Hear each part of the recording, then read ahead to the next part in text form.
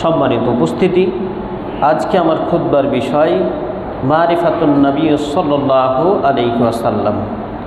মারিফাতুন নবী সাল্লাল্লাহু আলাইহি ওয়াসাল্লাম অর্থাৎ কবরে যে মহান আল্লাহ তাআলা ফেরেশতারা তিনটা প্রশ্ন করবে, তার মধ্যে একটি ছিল মান রব্বুকা।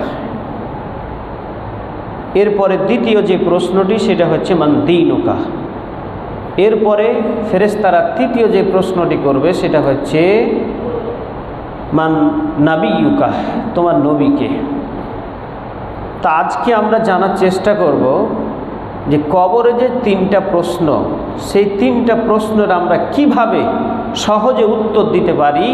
দুইটা আলোচনা করা হয়েছে, অর্থাৎ মান রব্বুকা আর মান দীনুকা, এটা আলোচনা করা হয়ে গেছে। আজকে তৃতীয় হচ্ছে মান নাবিয়ুকা। আমাদের প্রত্যেকের এই প্রশ্নের উত্তরটা আমাদের জানা আছে, কিন্তু এই জানা প্রশ্নের আমরা কিন্তু উত্তর দিতে পারবো না। এত সোজা, সবার মুখস্থ, সবাই জানে এটার উত্তরটা কি, এরপরেও এটার উত্তর কিন্তু সহজে দিতে পারবে না।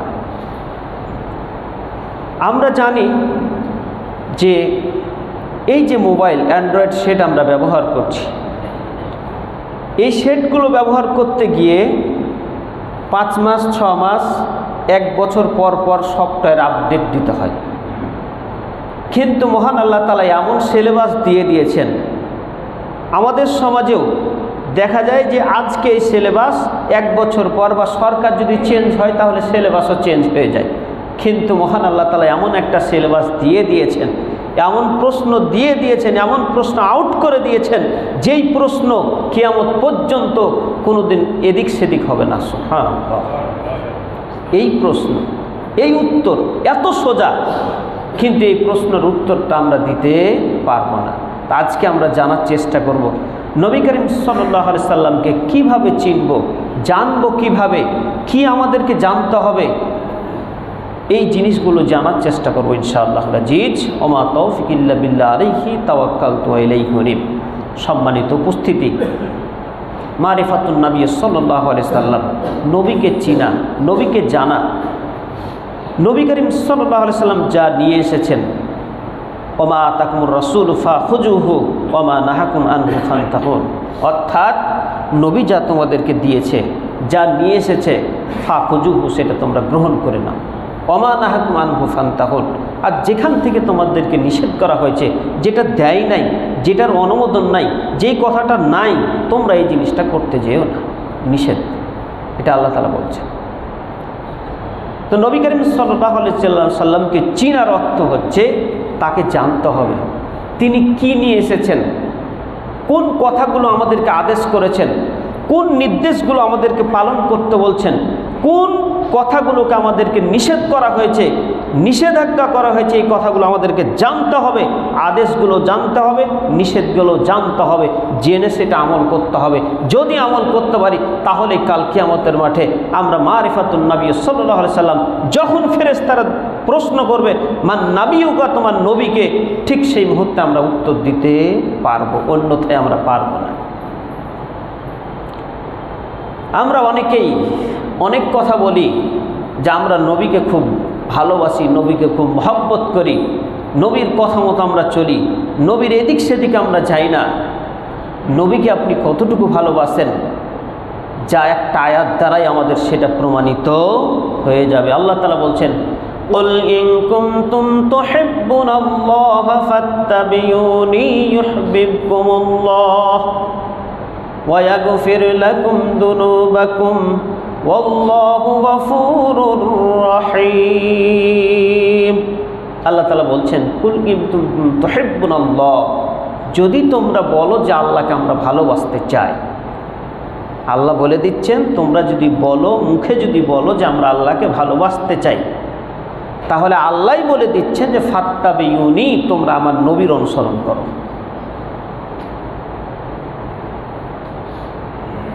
এবং নবী করিম সাল্লাল্লাহু আলাইহি সাল্লাম বলছেন কেউ যদি নবীর অনুসরণ করলে তাহলে সেজন্য মান আতা আল্লাহ, সেজন্য আল্লাহরই অনুসরণ করলে। সুবহানাল্লাহ।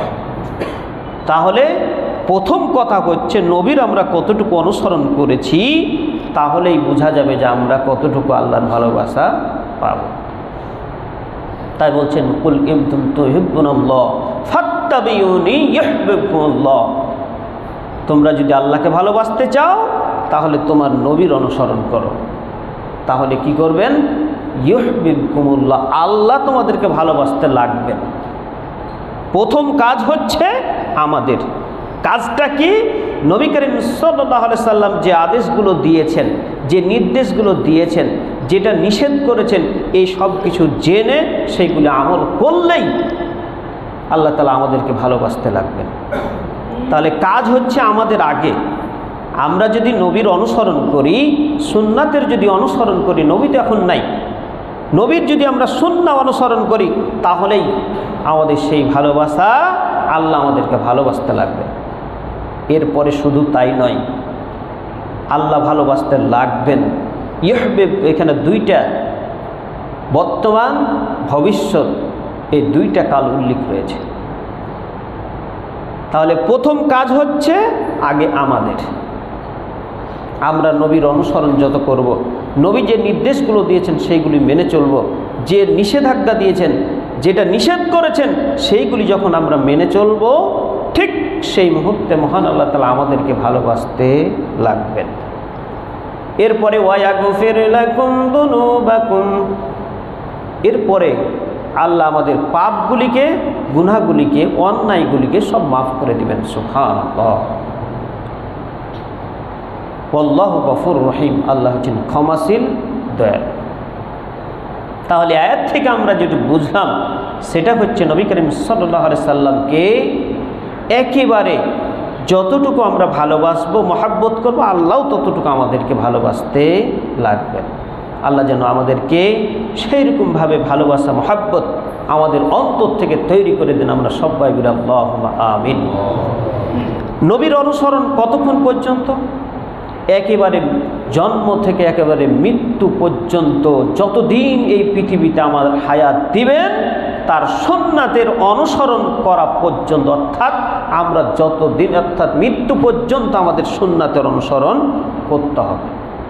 একদিন, 2 দিন না, 1 বছর না, 5 বছর না, সারা জীবন যতদিন হায়াতে তয়্যিবা আল্লাহ দান করবেন ততদিন নবী করিম সাল্লাল্লাহু আলাইহি সাল্লামের সুন্নাতের অনুসরণ করতে হবে। নবী করিম সাল্লাল্লাহু আলাইহি সাল্লাম, তিনাকে এই বিশ্বাসটুকু আনতে হবে। প্রথম যে কাজটি আমাদের করতে হবে সেটা হচ্ছে নবী করিম সাল্লাল্লাহু আলাইহি সাল্লাম তিনি এমন একজন নবী, সারা পৃথিবীর তিনি নবী, শুধু মুসলমানদের নয়, শুধু তার সাথে যোগ ইহুদির নয়, গোটা পৃথিবীতে যত মানুষ আছে সবার তিনি হচ্ছেন রাসূল সাল্লাল্লাহু আলাইহি সাল্লাম। তিনি শুধুমাত্র মুসলমানদের নয়। এই কথাটা মহান আল্লাহ তাআলা বলেন, কুল ইয়া আইয়ুহান নাসু ইন্নী রাসূলুল্লাহি ইলাইকুম জামিআ, হে পৃথিবীর মানুষ। এখানে ইয়া আইয়ুহাল্লাযীনা আমানু এই কথা বলেননি, তিনি বলছেন ইয়া আইয়ুহান নাস, হে পৃথিবীর মানুষ, হে পৃথিবীর সমস্ত মানুষ তোমরা শুনে রাখো, ইন্নী রাসূলুল্লাহ, নিশ্চয় আমি রাসূল, আল্লাহর পক্ষ থেকে তিনি আমাকে পাঠাইছেন, ইলাইকুম জামিআ, পৃথিবীর সবার আমি হচ্ছেন রাসূল হিসাবে আল্লাহ আমাকে এই পৃথিবীতে পাঠিয়েছেন। তাহলে এই আয়াত থেকে আমাদেরকে যেটা বোঝাতে যাচ্ছেন আল্লাহ তাআলা, যে তিনি হচ্ছেন সবার রাসূল, তিনি একমাত্র শুধুমাত্র যে মুসলমানদের রাসূল এই কথা আল্লাহ তাআলা বলেননি, গোটা বিশ্বের, গোটা পৃথিবীতে যত মানুষ আছে সবার তিনি রাসূল হিসাবে প্রেরিত হয়েছেন। এরপরে দ্বিতীয় নাম্বার যেটি জানতে হবে সেটা হচ্ছে নবী করিম সাল্লাল্লাহু আলাইহি সাল্লামকে দিয়ে নবুয়তের দরজা একেবারে বন্ধ করে দিয়েছেন। সুবহানাল্লাহ। এই কথার দ্বারা এই পৃথিবীতে আর কোনো নবী রাসূল আসবে না। যদি কেউ দাবি করে তাহলে তোমরা বুঝে নিবে যে সে হচ্ছে মিথ্যাবাদী। আল্লাহ নবী বলে গেছেন, আমার মৃত্যুর পরে 30 জন নবুয়তের দাবি করবে যে আমি রাসূল। তিনি বলে দিয়েছেন আনা খাওয়াতামুন নবিয়্যিন, আমি হচ্ছেন শেষ নবী, আমার পরে আর কোনো নবী আসবে না, আমার পরে আর কোনো নবী আসবে না, আমি হচ্ছেন শেষ রাসূল। যদি কেউ নবী হতো তাহলে হযরত উমর হতো, একথা বলে দিয়েছে। তাহলে যেহেতু উমর হবে না, আর পৃথিবীতে যেই দাবি করবে তোমরা এক বাক্যে বুঝে নিবে সে হচ্ছে মিথ্যাবাদী। একটা ঘরে, সুন্দর একটা ঘর প্রবেশ করলেন, দেখা গেল সামান্য একটা ইট ফাঁকা রয়েছে। মানুষ যখন আসবে তখন সে সবাই বলবে যে ঘরটা খুব সুন্দর, কিন্তু একটা ইট ফাঁকা রয়েছে, একটা ইট ফাঁকা রয়েছে। যদি এই ইটটা পরিপূর্ণ হতো তাহলে ঘরটা আরও সুন্দর লাগতো। তো নবী করিম সাল্লাল্লাহু আলাইহি সাল্লাম বলছেন আমি হচ্ছেন সেই ইটটা, যেটা হচ্ছে ওই ইটটা দিলে যেমন ঘরটা পরিপূর্ণ হয়ে যাবে, ঠিক আমি আল্লাহ, মহান আল্লাহ তাআলা আমাকে ওই শেষ নবী এবং রাসূল হিসাবে আমাকে এই পৃথিবীতে পাঠিয়েছেন। আল্লাহ তাআলা বলেন আল ইয়াউমা আকমালতু লাকুম দীনাকুম ওয়া আতমামতু আলাইকুম নি'মাতি ওয়া রাদিতু লাকুম ইসলাম দীনান। আল্লাহ তাআলা বলছেন আমি তোমাদের জন্য পরিপূর্ণ করে দিলাম দিনটাকে, ওয়া আতমামতু আলাইকুম নি'মাতি ওয়া রাদিতু লাকুম ইসলাম দীনান, এবং দিন হিসাবে তোমাদেরকে আমি ইসলামকে আমি পছন্দ করে নিলাম। পৃথিবীতে একমাত্র দিন তিনি হচ্ছে, সেটা হচ্ছে ইসলাম। আর বলছেন যে আমি আজকে থেকে পরিপূর্ণ করে দিলাম, কোনো কিছুই অসম্পন্ন নেই। আমরা একটা বিচার কার্য করতে গেছি, যে কেউ একটা বিচার ফায়সালা করতে গেছেন, বুঝতে পাচ্ছেন না এই সম্পর্কে নবী করিম সাল্লাল্লাহু আলাইহি সাল্লাম কি নির্দেশনা দিয়েছেন, আমি আপনি বুঝতে পারছি না। যারা বুঝতে পারবে না বুঝে নেবেন আমার জ্ঞানের স্বল্পতা রয়েছে।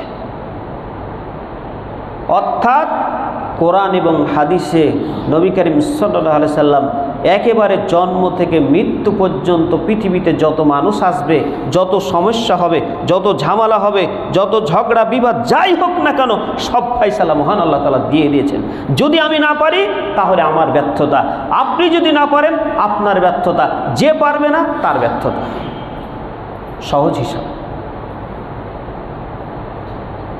যদি আমি ফায়সালাটা খুঁজে না পাই তাহলে বুঝতে হবে যে আমার ব্যর্থতা, আমি সেখান থেকে নিতে পারছি না, আমি জানতে পারছি না, আমার জ্ঞানের স্বল্পতা রয়েছে। এবং পৃথিবীতে যত বিপদ, যত ঝগড়া বিবাদ যত আসবে তার ফায়সালা মহান আল্লাহ তাআলা দিয়ে দিয়েছেন। কিভাবে ফায়সালা করতে হবে সেটাও দিয়ে দিয়েছেন। তাহলে দ্বিতীয় নাম্বার যেটা জানলাম সেটা হচ্ছে পৃথিবীতে মহান আল্লাহ তাআলা পরিপূর্ণ, তিনি হচ্ছেন শেষ রাসূল, এবং তিনি হচ্ছেন তারপরে আর কোনো নবী আসবে না। দিনের ভিতরে কোনো সংযোজন বিয়োজন কোনো কিছু করা যাবে না, পূর্ণাঙ্গভাবে আল্লাহ দিয়ে দিয়েছেন, সে অনুযায়ী আমাদেরকে পরিচালনা করতে হবে। এরপরে তৃতীয় নম্বর যেটি জানতে হবে সেটা হচ্ছে নবী করিম সাল্লাল্লাহু আলাইহি সাল্লাম এই পৃথিবী তার বেঁচে নেই, তিনি মারা গেছেন। অনেকেই দাবি করে, অনেকেই বলে যে নবী এখন হায়াতের নবী, অর্থাৎ নবীর জন্মদিন। এই যে রবিউল আউয়াল মাস চলছে, এই রবিউল আউয়াল মাসকে নিয়ে অনেক অনেক মিলাদ, তারপরে হচ্ছে নবীর জন্মদিন পালন করা নিয়ে জশ্ন জলুস, আরও অনেক কিছু পালন করা হয়। কিন্তু আমাদেরকে সূরা ইউনুস ভালোভাবে খেয়াল রাখবেন, সূরা ইউনুস আয়াত নাম্বার 57, এখানে দুইটা আয়াত রয়েছে, 57 এবং 58 নম্বর আয়াতে সুবহানাল্লাহ, যে কথা মহান আল্লাহ তাআলা বলছেন, হে পৃথিবীর মানুষ, তোমরা যদি এই কোরআনটাকে পড়ো, এই কোরআনটা তোমাদের শেফা বলা হয়েছে, শেফাউন অর্থাৎ আরোগ্য। একজন ডাক্তার কিছু সাজেস্ট করে যে তুমি এই নির্দেশনাগুলো মেনে চলবে, তাহলে তুমি সুস্থতা লাভ করবে। ঠিক আপনি যদি ওই নির্দেশনাগুলো মেনে চলেন তাহলে নিশ্চয় আপনার মহান আল্লাহ তাআলা কী করবেন, ডাক্তার সাজেস্ট করলো, পাশাপাশি আপনাকে ওষুধ দিল, আপনি কিন্তু সুস্থতা অনুভব করবেন বা ভালো হবেন। তো মহান আল্লাহ তাআলা এই পৃথিবীতে, মহান আল্লাহ তাআলা এই যে কোরআন নাজিল করেছেন, এই কোরআনটা হচ্ছে মানুষের জন্য আরোগ্য, শেফা, সব কিছুই, মানসিক বলেন, অর্থনৈতিক বলেন, রাজনৈতিক বলেন, তারপরে চিন্তা চেতনা, যত রোগ বালাই আছে শারীরিক মানসিক দুটাই, শারীরিক পাশাপাশি হলো মানসিক যত রোগ বালাই রয়েছে এই কোরআনের মাধ্যমে আল্লাহ তাআলা সব কিছু দূরীভূত করে দেবেন। সুবহানাল্লাহ। ওয়া নুনাজ্জিলু মিনাল কুরআনি মা হুয়া শিফাউ ওয়া রাহমাতুল লিল মুমিনিনা ওয়া লা ইয়াজিদুজ যালিমিনা ইল্লা খাসারা। এই আয়াতটা রয়েছে সূরা বানী ইসরাঈলে, যে আমি এই কোরআনটাকে নাজিল করেছি মুমিনদের জন্য হচ্ছে রহমত, কিন্তু যারা কাফের মুশরিক তাদের রোগটাকে আল্লাহ বাড়ায় নাই।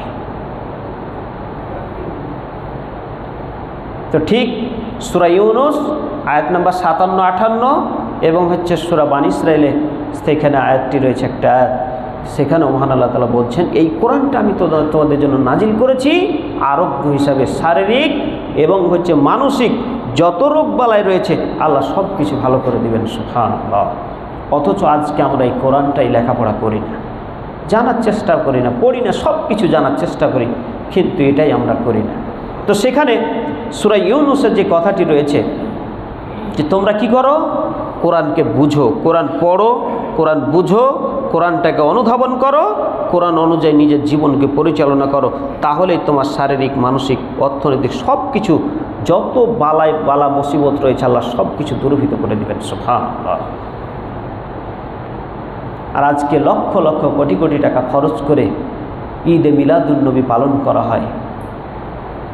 ঈদে মিলাদুন্নবী, আপনি নবীকে কতটুকু মানছেন তার প্রমাণ হচ্ছে একটাই, সেটা হচ্ছে আপনি নবী করিম সাল্লাল্লাহু আলাইহি সাল্লামের সুন্নাতের অনুসরণ কতটুকু করছেন, এটাই হচ্ছে তার প্রমাণ।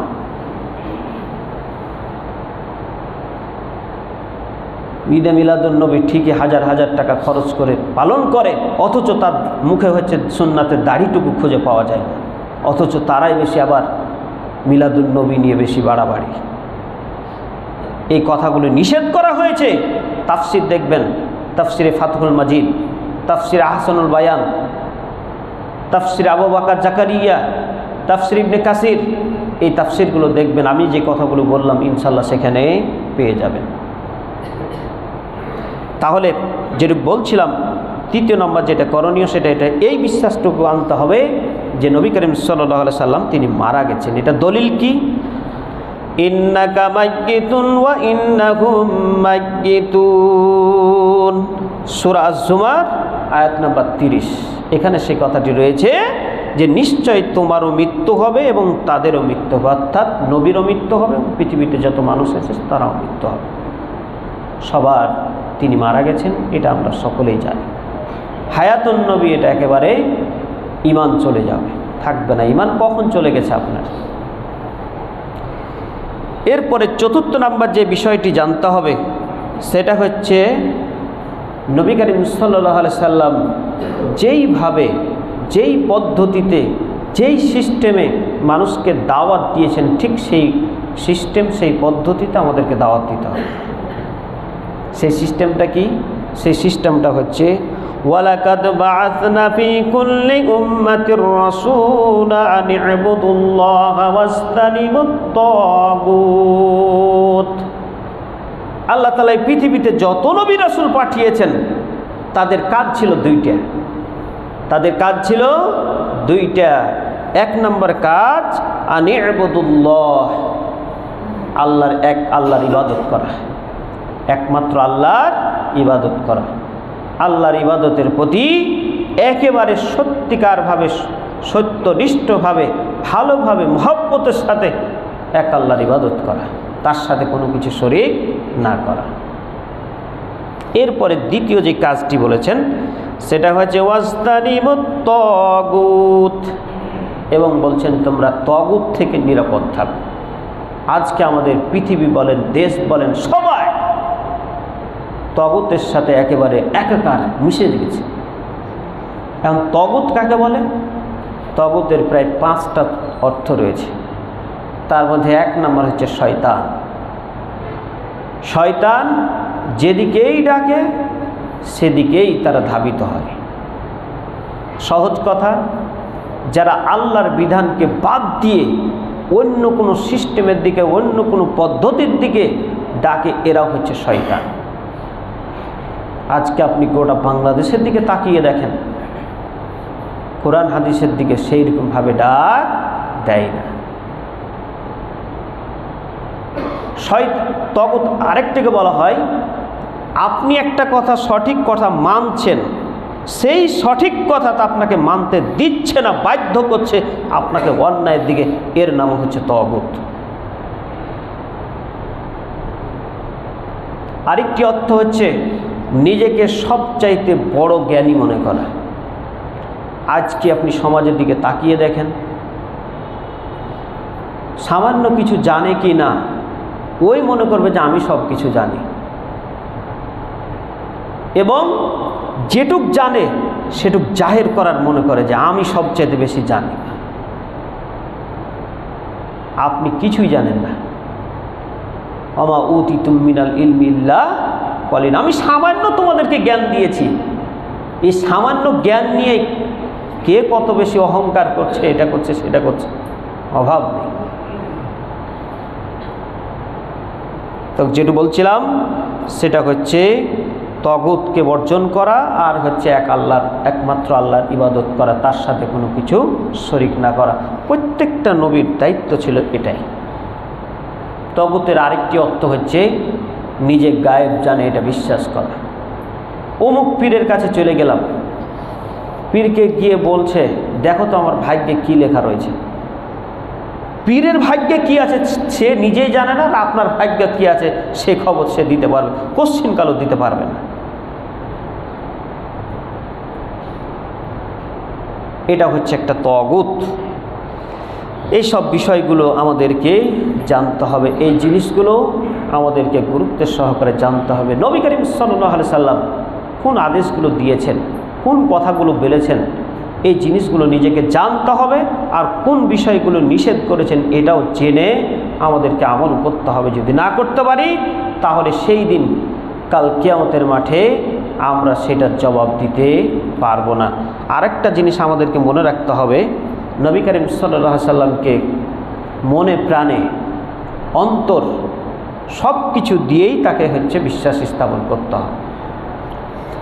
একটি আয়াত রয়েছে সূরা নিসা, আয়াত নাম্বার হচ্ছে 65। এখানে মহান আল্লাহ তাআলা বলেন, ফালা ওয়া রাব্বিকা লা ইউমিনুনা হাত্তা ইউহাক্কিমুকা ফীমা শাজারা বাইনাহুম সুম্মা লা ইয়াজিদু ফি আনফুসিহিম হারাজাম মিম্মা কাদাইতা ওয়া ইউসাল্লিমু তাসলিমা। আল্লাহ তাআলা বলেন, ফালা ওয়া রাব্বিকা লা ইউমিনু হাত্তা ইউহাক্কিমুকা ফীমা শাজারা বাইনাহুম, অতক্ষণ পর্যন্ত পৃথিবীর মানুষ তোমরা শুনে রাখো, অতক্ষণ পর্যন্ত তোমরা কেউ ঈমানদার হতে পারবে না যতক্ষণ পর্যন্ত ফীমা শাজারা বাইনাহুম লা ইয়াজিদুনা ফি আনফুসিহিম হারাজান, যেই ফয়সালাটা তুমি দিয়েছো সেই ফয়সালাটা অন্তর থেকে যারা মেনে না নেবে অতক্ষণ পর্যন্ত কেউ পরিপূর্ণ ঈমানদার হতে পারবে না। কাযাইতা ওয়া ইউসাল্লিমু তাসলিমা, আর মনসম্মতি অর্থাৎ অন্তর থেকে যে কোনো বিষয় যদি মেনে না নিতে পারে অতক্ষণ পর্যন্ত কেউ ঈমানদার হতে পারবে না।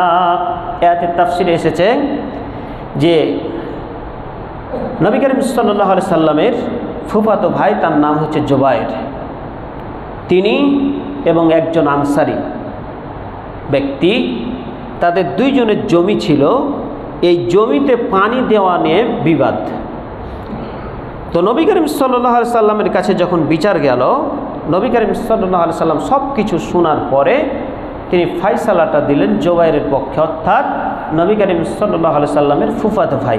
ফয়সালাটা কি, যে জুবায়েরের জমির ওপর দিয়ে ওই আনসারী ব্যক্তির জমিতে পানি দিতে হবে, অর্থাৎ বাগানে।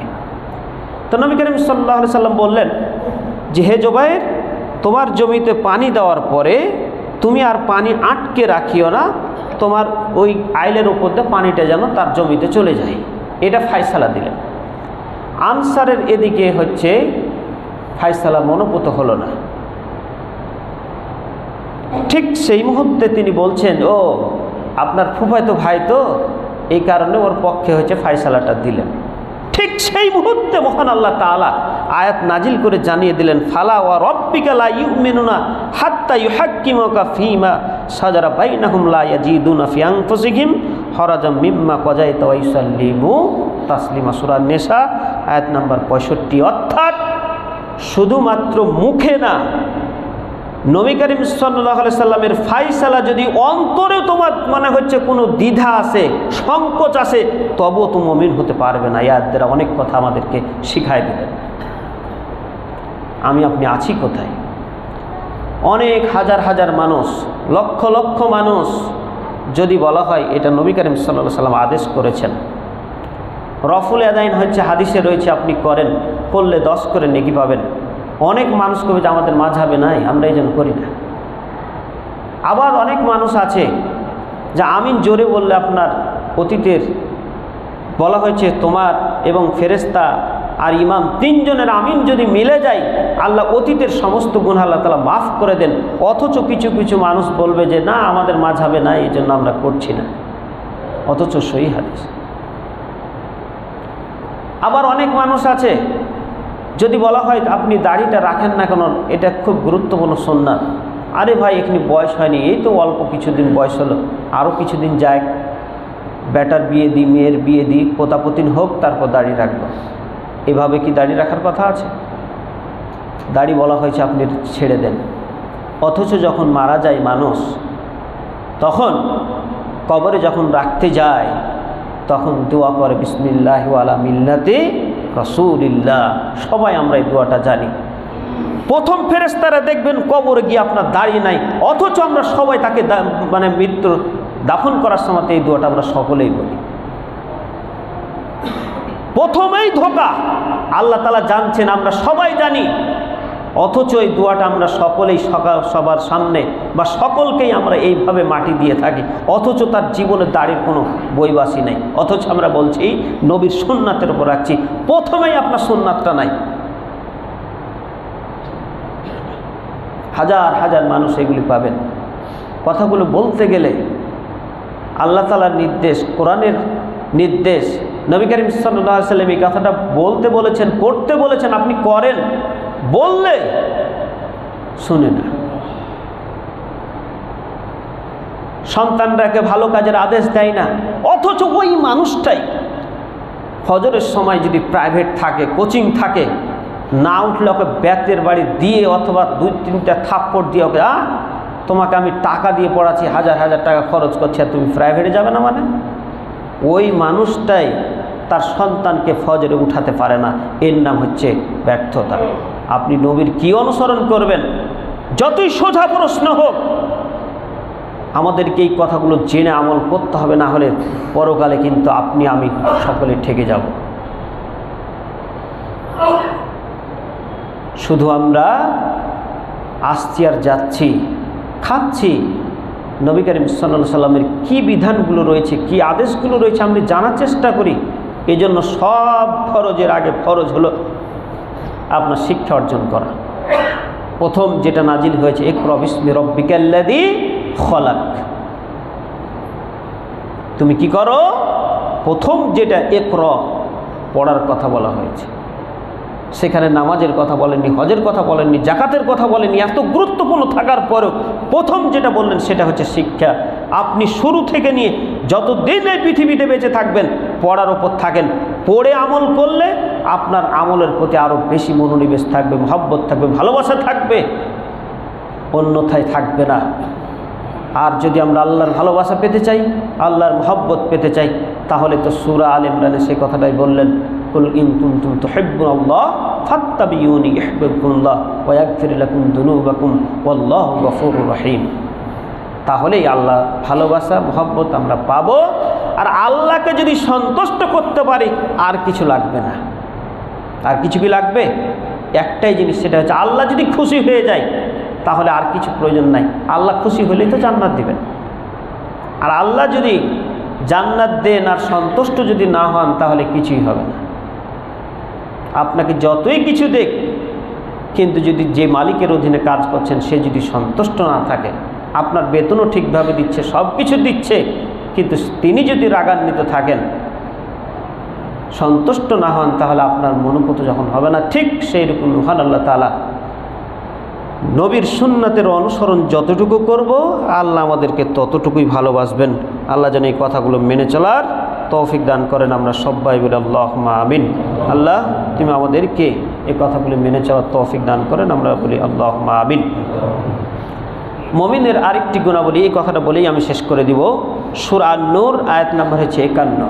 এখানে আল্লাহ তাআলা বলছেন, ইন্নামা কানা কাওলাল মুমিনিনা ইযা দু'উ ইলাল্লাহি ওয়া রাসূলিহি লিয়াহকুমা বাইনাহুম আন ইয়াকুলু সামি'না ওয়া আতা'না ওয়া উলাইকা হুমুল মুফলিহুন।